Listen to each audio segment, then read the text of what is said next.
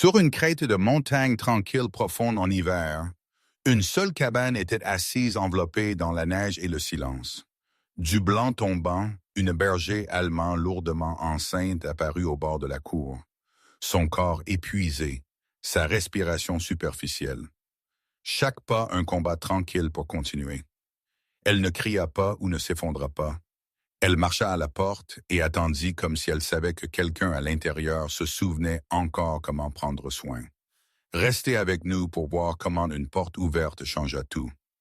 L'hiver s'était installé doucement sur les hautes crêtes entourant Aspen Ridge, Montana, non avec fureur ou drame, mais avec le genre de persistance tranquille qui adoucissait le son et ralentissait le temps lui-même. La neige reposait épaisse le long des pins et des lignes de toit, émoussant les bords du monde jusqu'à ce que la vallée se sente tenue plutôt qu'enterrée. La cabane de Daniel Walker se tenait seule au bout d'une route étroite et sinueuse, son bois vieilli assombri par des décennies de tempêtes, ses fenêtres luisantes faiblement contre la nuit d'hiver précoce. Daniel y avait vécu pendant près de 15 ans assez longtemps pour que le silence cesse de se sentir temporaire et commence à se sentir permanent. Il avait 62 ans maintenant, grand, mais plus large comme il l'avait été dans ses années de service. Son cadre mince et nerveux plutôt qu'imposant, les épaules toujours carrées par habitude plutôt que par force. Ses cheveux, autrefois foncés, avaient minci et pris la couleur de la cendre, gardés courts et pratiques, et son visage portait les angles tranquilles d'un homme qui avait appris à ne pas gaspiller d'expression. Sa mâchoire était rasée de près, non par vanité, mais par routine, et les lignes autour de ses yeux n'étaient pas profondes, seulement installées, comme si elles avaient choisi leur place et étaient restées. À l'intérieur de la cabane, Daniel nourrissait le petit poêle en fer, empilant des bûches fendues avec le même soin qu'il appliquait autrefois à emballer de l'équipement. Chaque mouvement économique sans hâte, précis. Il se déplaçait dans la pièce avec la familiarité de quelqu'un qui savait exactement où chaque objet vivait, parce que rien ne changeait jamais de place, à moins qu'il ne le change. La cabane était simple. Une pièce ouverte tenant la table de cuisine, un fauteuil unique près du poêle, des étagères garnies de livres qu'il avait lus plus d'une fois, et un couloir étroit menant à une chambre qui portait encore le faible écho d'une autre présence qu'il ne nommait plus à voix haute. Il n'était pas seul de la manière dont les gens imaginent la solitude, aiguë et douloureuse. La sienne était plus tranquille, une compagne stable qui s'asseyait à côté de lui et ne demandait pas à être remarquée. Quand le son vint, il était si faible qu'il pensa d'abord qu'il appartenait à la maison elle-même. Le doux tassement du bois contre le froid. Une petite éraflure à peine là, suivie par une autre. Daniel se redressa lentement. Son corps répondant avant que ses pensées ne le rattrapent, l'attention s'aiguisant à l'ancienne manière non avec alarme, mais avec conscience. Il ne tendit la main pour rien. Il écouta simplement. Le son vint de nouveau, plus proche maintenant, un doux bruit de traînement contre la porte, suivi d'une pause qui semblait délibérée. Quand Daniel traversa la pièce et ouvrit la porte, le froid s'insinua autour de ses chevilles, propre et sec, portant avec lui l'odeur de neige et de pain. Debout sur le porche, à moitié perdu contre le blanc, était une chienne berger allemand, sans équivoque. Son corps lourd de grossesse, son ventre rond et bas étiré serré sous une épaisse fourrure d'hiver. Elle était grande même pour sa race haute à l'épaule, son plage noir et feu emmêlé de neige collante, chaque respiration visible alors qu'elle quittait sa bouche en rafales lentes et superficielles.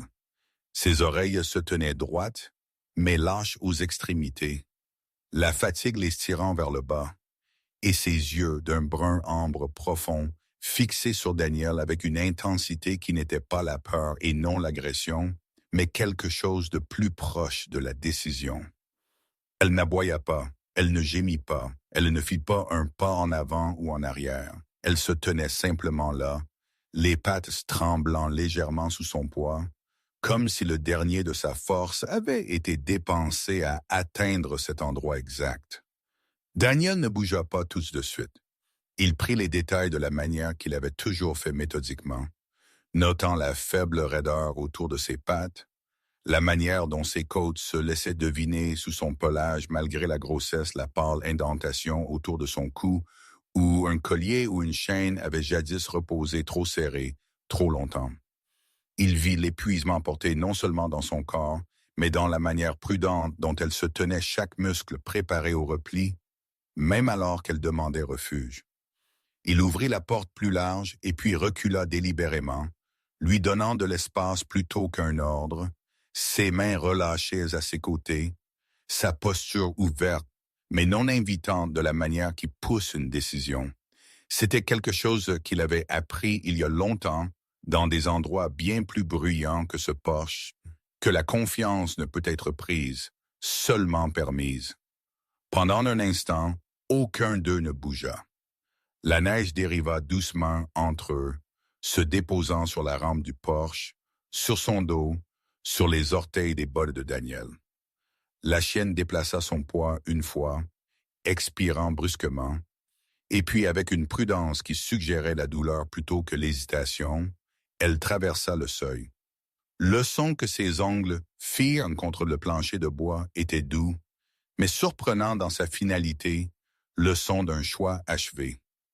Daniel ferma la porte derrière elle sans la verrouiller, plus par habitude que par inquiétude, et la regarda alors qu'elle se tenait incertainement juste à l'intérieur, sa tête tournant légèrement alors qu'elle absorbait la chaleur, l'odeur de fumée de bois, le calme qui ne la menaçait pas. Il s'abaissa lentement sur un genou pas assez près pour toucher, mais assez près pour être présent, et parla pour la première fois, sa voix basse et égale, le ton de quelqu'un habitué à être entendu sans avoir besoin de volume. « Tu vas bien, dit-il, non comme une promesse, mais comme une offre. » Les yeux de la chienne clignotèrent vers lui, puis vers le poêle où le feu brillait régulièrement, et après quelques secondes qui semblèrent plus longues qu'elles ne l'étaient. Elle se laissa tomber sur le sol près de la chaleur, son corps se pliant avec une inévitabilité fatiguée, le souffle la quittant dans un long relâchement frissonnant.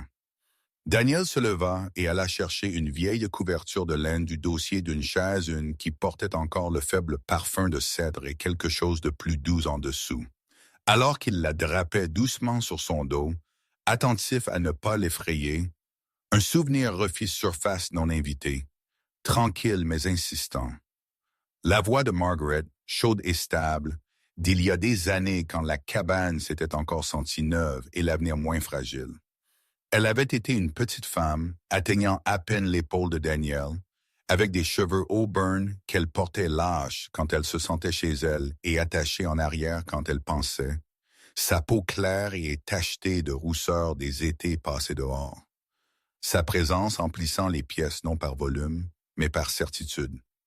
Elle avait cru profondément aux petites significations, aux moments qui arrivaient sans explication.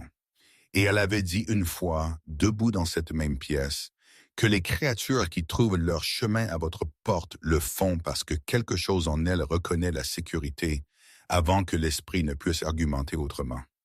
Daniel n'avait pas compris alors à quel point ces mots resteraient avec lui. Il comprit maintenant. La chienne se déplaça légèrement, s'installant plus confortablement, sa respiration encore lourde mais moins tendue, et Daniel s'assit en arrière sur le sol à quelques pieds de là, son dos contre le mur, ses mains reposant ouvertes sur ses genoux.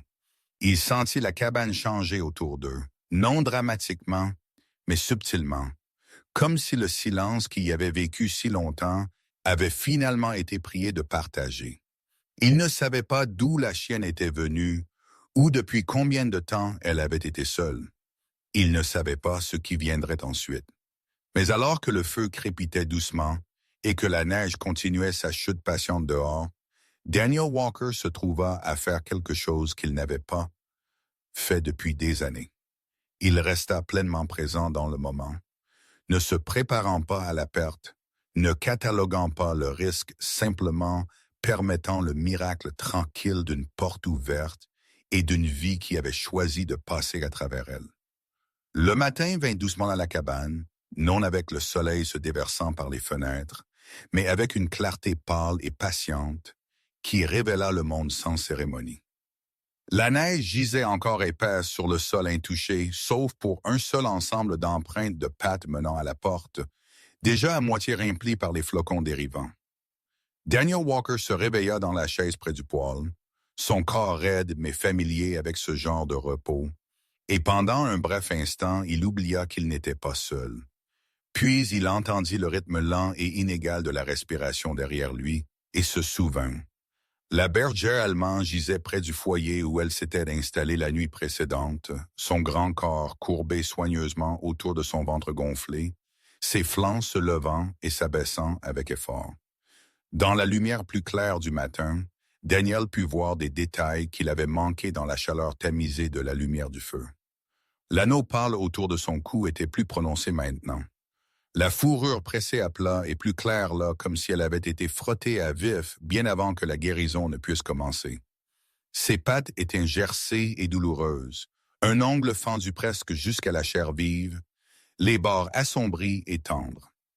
Malgré le poids de sa grossesse, son cadre était mince, les hanches vives sous son pelage, un corps étiré entre endurance et épuisement. Daniel sentit un resserrement familier derrière ses côtes, non la panique, mais la reconnaissance, la compréhension tranquille de ce que la négligence prolongée laisse derrière. Il bougea lentement, attentif à ne pas l'effrayer, et s'agenouilla à quelques pieds de là, la laissant se réveiller pleinement avant de faire quoi que ce soit d'autre. Elle ouvrit ses yeux et le regarda sans lever la tête, alerte mais plus gardée, comme si la nuit lui avait appris quelque chose qu'elle était prête à se souvenir. Il remplit un bol d'eau et le glissa vers elle, puis sortit une petite portion de nourriture qu'il avait adoucie et réchauffée, sachant par longue habitude que la faim répondait le mieux à la patience. Elle but avec prudence, faisant des pauses entre les gorgées, comme si elle mesurait combien du monde elle pouvait se permettre de faire confiance à la fois.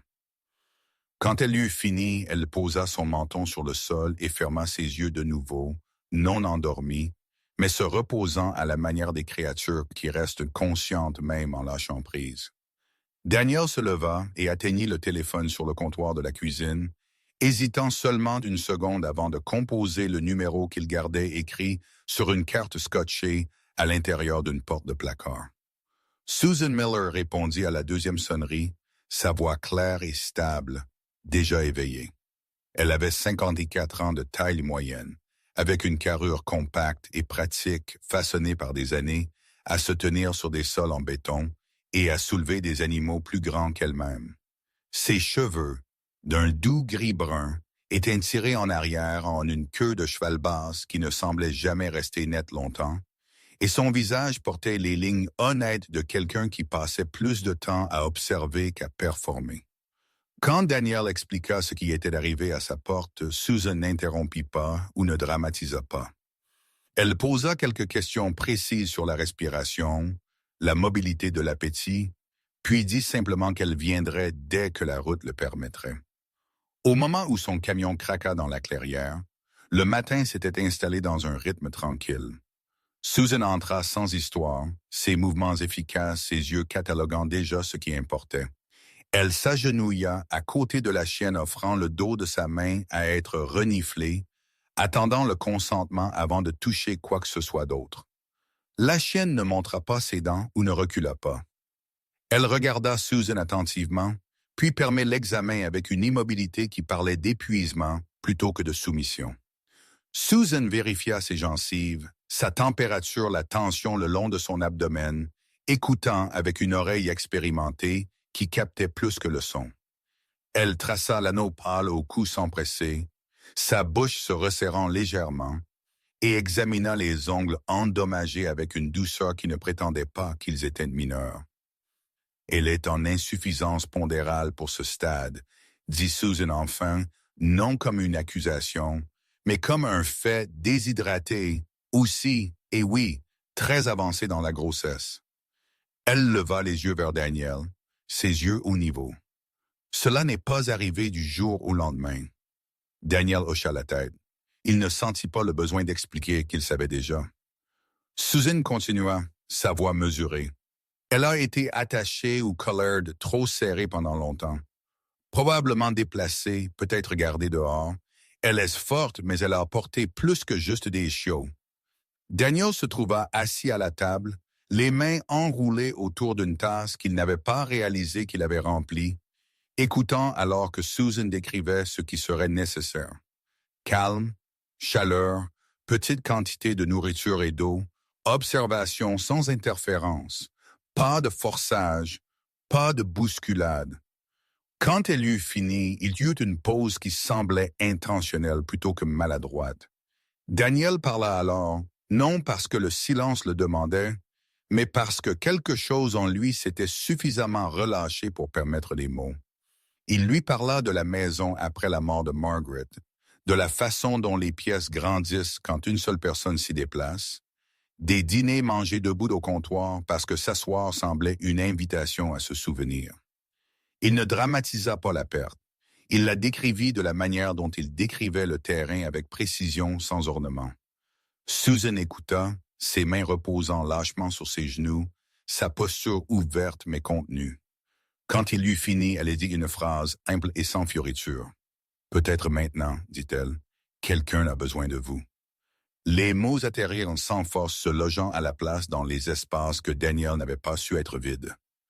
Susan laissa des instructions écrites de sa main attentive sur un bout de papier et promit de revenir plus tard dans la journée.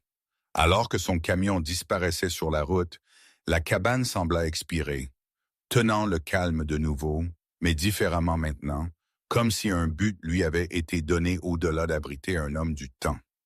L'après-midi passa en petit tâche délibérée. Daniel nettoya et réchauffa des serviettes mises de l'eau fraîche à portée de main, ajusta la température par pouce plutôt que par bond. Il ne toucha pas la chienne à moins qu'elle ne se déplace assez près pour se frotter contre lui elle-même, et même alors il resta immobile, laissant le contact être son choix.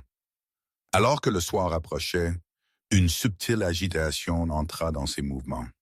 Elle se leva et se recoucha de nouveau, repositionnant son corps avec soin, la respiration changeant de manière que Daniel n'interprétait pas encore mais reconnaissait comme importante. Il s'assit sur le sol à une courte distance, le dos contre le mur, sa présence stable et discrète, la manière qu'il avait apprise à être dans les moments où l'action pouvait faire plus de mal que de bien. La lumière dehors s'estompa, et la neige recommença, douce et persistante, enveloppant la cabane dans un silence qui semblait protecteur plutôt qu'isolant. La chienne le regarda, alors ses yeux clairs malgré la fatigue, et après un moment elle s'abaissa complètement, relâchant un long souffle et s'installant dans la chaleur. Daniel ne parla pas. Il ne tendit pas la main. Il resta où il était, attentif sans pression, comprenant avec une clarté qui le surprit que la sécurité c'est parfois rien de plus que rester sur place quand partir serait plus facile. La nuit s'installa pleinement sur la cabane avec une douceur qui semblait intentionnelle, comme si le monde lui-même baissait sa voix. La neige dehors ne tempêta pas ou ne menaça pas. Elle dériva en nappe lente et patiente, brossant doucement contre les fenêtres et posant un nouveau silence sur l'ancien. À l'intérieur, la lumière venait du poêle, et une seule lampe tournait assez bas pour adoucir les bords de la pièce, sans chasser les ombres entièrement. Daniel Walker s'assit sur le sol, le dos contre le mur, bottes délacées mais toujours en place, sa posture droite à la manière tranquille d'un homme qui avait appris que le repos ne signifiait pas toujours le sommeil. En face de lui, la bergère allemande se déplaça de nouveau, sa respiration altérée maintenant plus profonde, plus délibérée, son corps commençant le travail qu'il avait porté si longtemps. Il reconnut le changement non parce qu'il comprenait la naissance, mais parce qu'il comprenait la préparation, le moment où l'effort cesse d'être optionnel et devient inévitable. Il vérifia l'horloge une fois, et puis la tourna face cachée, se souvenant des mots de Susan sur la patience et la présence, sur le fait de laisser le corps faire ce qu'il savait faire bien avant que les humains n'apprennent à interférer. Il plaça les serviettes propres à la portée de main, réchauffées mais pas chaudes, arrangées dans un ordre soigneux, et posa le bol d'eau à proximité. Puis il retourna à sa place sur le sol et y resta, attentif sans se pencher en avant, prêt sans rôder. La chienne se leva et arpenta en petit cercle, son grand cadre se déplaçant avec une grâce surprenante malgré la tension, ses ongles cliquetant doucement contre le bois. Son pelage attrapa la lumière du feu en bandes de noir et or. Et pendant un moment, Daniel pensa qu'elle ressemblait moins à quelque chose de sauvé et plus à quelque chose d'ancien, exécutant un rituel plus ancien que la cabane, plus ancien que la montagne elle-même. Quand la première contraction vint, elle fut indubitable, une ondulation qui voyagea à travers son corps et la laissa debout immobile, tête baissée, souffle retenu serré. Elle ne cria pas. Elle ne regarda pas Daniel. Elle endura, et quand cela passa, elle se coucha avec une longue expiration qui portait à la fois la douleur et le soulagement. Daniel sentit son propre souffle se couper en réponse, un réflexe qu'il ne combattit pas, un souvenir scintillant au bord de son esprit d'une chambre d'hôpital il y a des années. Le son des machines, l'odeur d'antiseptique, l'immobilité insupportable qui avait suivi. Il ne repoussa pas la pensée cette fois. Il la laissa exister et puis passer, ancrée par la présence très réelle d'un corps vivant à travers la pièce. La contraction suivante suivit plutôt plus forte, et avec elle le changement indubitable qui lui dit que quelque chose avait commencé qui ne pouvait être mis en pause. Il se pencha légèrement en avant, attentif à ne pas traverser l'espace entre eux, ses mains reposant ouvertes sur ses genoux, s'ancrant dans le simple fait d'être là. Quand la première petite forme émergea, lisse et sombre contre les serviettes, le temps se réduisit à un seul point. Pendant un battement de cœur trop long, le petit corps ne bougea pas. Daniel ne le toucha pas. Il se souvint de la voix de Susan, calme et exacte, lui rappelant que l'intervention n'est pas toujours une aide. Il regarda alors que la mère se tourna avec une concentration soudaine, ses mouvements précis et sûrs, nettoyant le chiot avec des coups rapides de sa langue, le poussant fermement. Les secondes s'étirèrent. Daniel se trouva à compter des souffles qu'il ne pouvait pas encore voir, sa poitrine serrée, ses yeux fixés sur le plus petit signe de mouvement. Puis, presque imperceptiblement, la poitrine du chiot papillonna, un mince soupir brisant l'immobilité comme un fil de son. Daniel relâcha un souffle qu'il n'avait pas su qu'il retenait, sa tête s'inclinant légèrement, non en prière, mais en gratitude trop profonde pour les mots. Le deuxième chiot suivit plus rapidement arrivant avec un tortillement et un petit cri aigu qui sonnait d'indigné, comme offensé par l'air froid. Celui-ci était plus clair en couleur, une faible étoile de blanc déjà visible sur sa poitrine. Ses petites membres pagaillant instinctivement vers la chaleur. Le troisième vint peu après, plus sombre que les autres, son visage marqué par un doux masque noir qui lui donnait une expression étrangement pensive, même dans ses premiers moments. 3 vies, petites et fragiles, arrangées maintenant contre le ventre de leur mère, leurs mouvements non coordonnés, mais déterminés. La chienne se coucha sur le côté, flanc haletant, puis se stabilisa lentement, sa tête se levant juste assez pour les compter, le nez touchant chacun à son tour avec un soin délibéré. Daniel resta où il était, son corps tremblant maintenant, avec quelque chose qui n'était pas la peur, non la tristesse, mais le relâchement. Des larmes vinrent sans avertissement, glissant le long de son visage en silence. Il ne les essuya pas. Il n'essaya pas de les comprendre. Elles n'étaient pas les larmes aiguës de chagrin qu'il avait connues avant, le genre qui le creusait et le laissait plus petit. Celle-ci était différente, lourde et chaude, portant avec elle un sentiment de plénitude qui le surprit. La cabane n'était plus tranquille de la manière qu'elle avait été.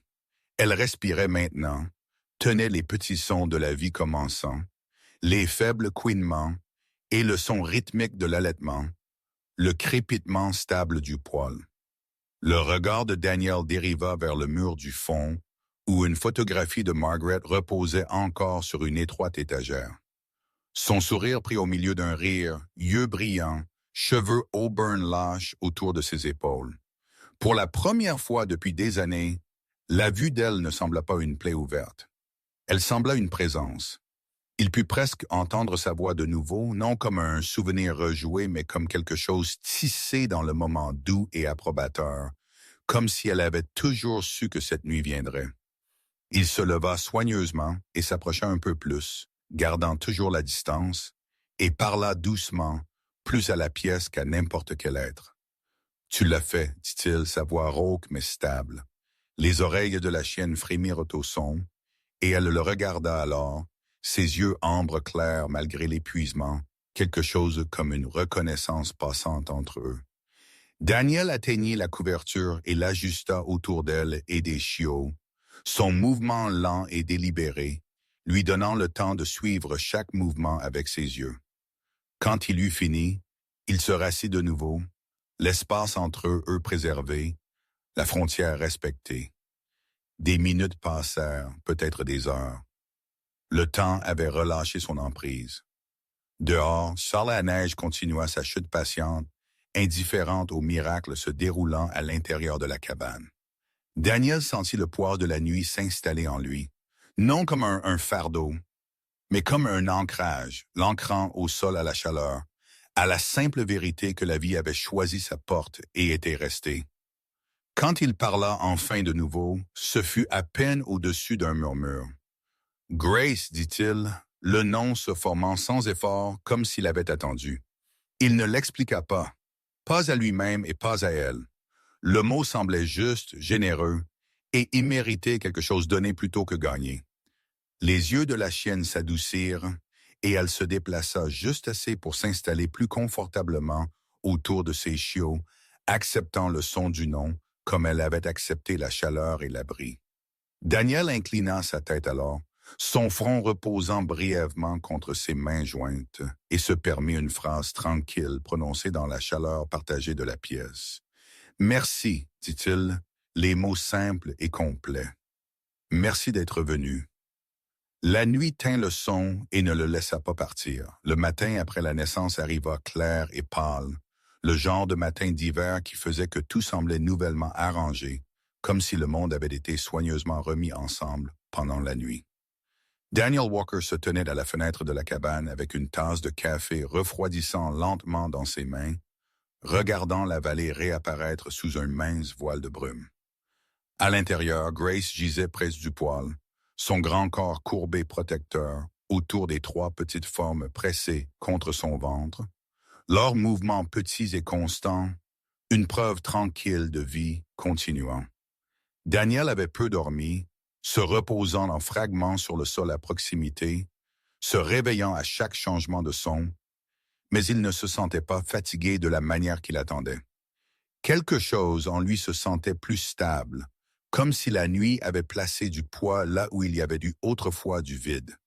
À midi, la nouvelle avait commencé à voyager, non par des annonces ou des appels, mais de la manière dont les choses bougeaient toujours à Aspen Ridge de côté et doucement, portées sur des pauses dans la conversation et l'espace entre les phrases. Susan Miller arriva la première, son camion saupoudré de neige, ses mouvements vifs mais prudents alors qu'elle entrait. Elle examina Grace et les chiots avec une efficacité pratique, hochant la tête en satisfaction tranquille. « Fort, dit-elle simplement. « Tous. » Ce n'était pas un éloge, c'était une confirmation. Susan était le genre de femme qui n'embellissait pas la vérité, ayant appris au cours de décennies de travail que les faits, quand ils étaient énoncés clairement, portaient leur propre autorité. Peu de temps après son départ, un autre véhicule s'arrêta dans la clairière, inconnu ses pneus craquant trop bruyamment contre la neige tassée. L'homme qui sortit était dans ses 45 ans, de taille moyenne, avec une carrure qui s'était adoucie au bord comme si la force avait autrefois été présente, mais ne demandait plus grand-chose d'elle-même.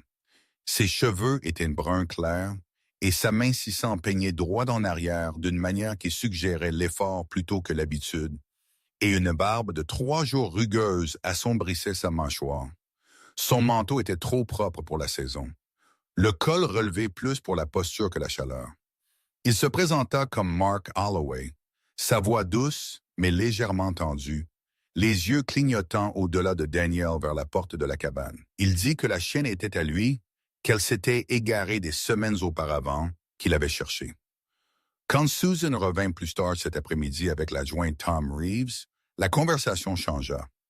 Tom Reeves était dans ses premières 50 ans, grand et large à travers les épaules, son visage marqué par des années d'hiver montagnards et de longue garde, sa barbe parsemée de gris gardés courtes et nettes.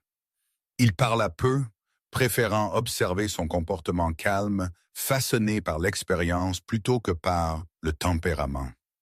Susan demanda à Mark des documents dossiers vétérinaires, preuves de propriété. Mark hésita, ses réponses tournant en rond plutôt que d'atterrir. Susan souligna l'anneau pâle au cou de Grace, la condition de son corps, le moment de sa grossesse. Tom prit des notes, son stylo stable, ses yeux vifs. Au moment où la discussion se termina, le ton avait entièrement changé. Mark partit sans élever la voix, mais sa mâchoire était serrée, son sourire disparut. La décision n'était pas dramatique, mais elle était ferme. Grace ne serait pas rendue. L'affaire procéderait par les canaux appropriés. Ce soir-là, quelque chose d'autre commença à arriver. Quelque chose que Daniel n'avait pas anticipé. Un coup vint à la porte, puis un autre plus tard, et un autre après cela. Les voisins arrivèrent tranquillement, seuls ou par paires, chacun portant quelque chose de petit, mais significatif. Une femme âgée nommée Helen Porter vint la première, son cadre mince et courbé par l'âge, cheveux argentés tressés soigneusement le long de son dos, sa peau pâle et finement ridée. Elle tenait d'une couette pliée contre sa poitrine, faite à la main, les couleurs atténuées et chaudes. « Pour les chiots, dit-elle, sa voix douce. Et pour vous? » Elle ne resta pas longtemps. Une autre femme suivit, Sarah Collins, une veuve dans ses dernières 60 ans, grande et mince avec des cheveux gris blonds aux épaules. Elle portait ample, son visage ouvert en toute sincérité. Elle apporta un carton de lait et un pain encore chaud. Debout juste à l'intérieur de l'embrasure, elle jeta un coup d'œil autour de la cabane et dit doucement presque en s'excusant, « Je vis seule aussi, cela devient très calme. » Daniel ne sut pas quoi dire à cela, alors il hocha simplement la tête et ce fut suffisant. Au cours des 2 jours suivants, le motif continua. Des couvertures, des serviettes, des pots de soupe, des sacs de nourriture apparurent, laissés sur le porche ou remis avec de brefs sourires et moins de mots. Personne ne demanda d'explication. Personne ne fit un spectacle de gentillesse. La ville sembla comprendre instinctivement que ce qui importait ici n'était pas la curiosité, mais le soin. Daniel regarda Grace les regarder, sa posture alerte, mais plus défensive, sa confiance s'étendant vers l'extérieur par petites augmentations. Il réalisa alors que Grace n'avait pas seulement trouvé la sécurité à sa porte, elle avait ouvert quelque chose chez les gens autour de lui aussi, leur donnant la permission de s'approcher pour reconnaître leurs propres besoins tranquilles. Quand la parole officielle vint du bureau du comté plus tard cette semaine-là, elle arriva sans cérémonie. Grace fut jugée négligée, son ancien demandeur interdit de la réclamer, et Daniel reçut la garde temporaire avec l'option de procéder vers l'adoption formelle. Susan livra la nouvelle elle-même, son ton stable, ses yeux chauds. Daniel sentit la décision s'installer en lui, non comme un triomphe, mais comme un alignement, quelque chose mis droit plutôt que gagné. Cette nuit-là, alors que le feu brûlait bas et que les chiots dormaient en un amas emmêlé, Daniel s'assit sur le sol à côté de Grace et comprit avec une clarté qui le surprit que ce n'était plus seulement sa cabane. C'était devenu un endroit où les gens apportaient ce qu'ils avaient et partaient plus légers qu'ils n'étaient arrivés. Un endroit où le silence ne signifiait plus l'absence. Grace leva sa tête et le regarda, ses yeux ambre calmes et connaissants, et Daniel posa sa main sur le sol près d'elle non touchant, juste assez près pour être senti. Dehors, les lumières d'Aspen Ridge luisaient faiblement au loin, petites et stables. comme une promesse tenue. Le printemps n'arriva pas à Aspen Ridge avec cérémonie. Il vint de la manière dont la guérison le fait souvent, tranquillement et en morceaux, desserrant l'emprise de l'hiver une petite permission à la fois. La neige recula de la pente exposée au sud de la première, révélant des parcelles de terre sombre et d'herbes pâles qui semblaient presque effrayées par la lumière. Daniel Walker remarqua ces changements depuis le porche chaque matin. Café réchauffant ses mains, l'air portant un parfum qui n'était plus seulement brun et froid, mais quelque chose de plus vert en dessous. À l'intérieur de la cabane, le rythme de la vie s'était altéré de manière à ce qu'il pouvait sentir avant même qu'il ne les nomme.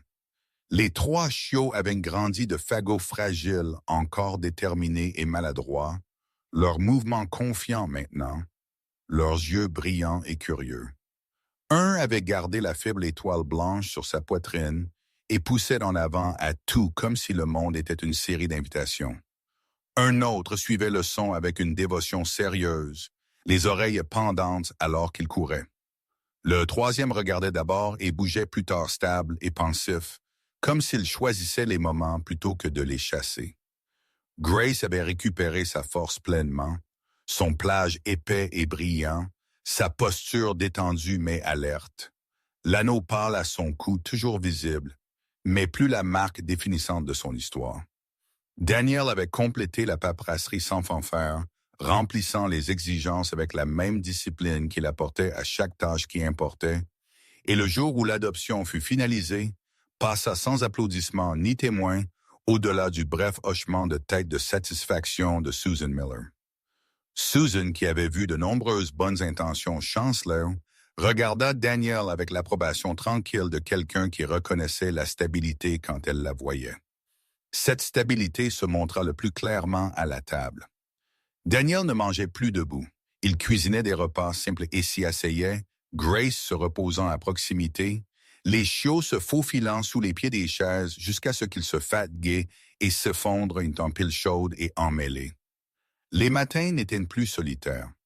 Il se réveillait à des yeux sur lui, ambres et expectants, et à un petit corps s'agitant vers le son de ses pas. La maison lui répondait maintenant, non par le silence, mais par la présence. Ce fut autour de ce temps que Daniel commença à ouvrir la porte de nouveau, non seulement à ceux qui arrivaient par hasard, mais à ceux qui avaient besoin d'un endroit pour faire une pause.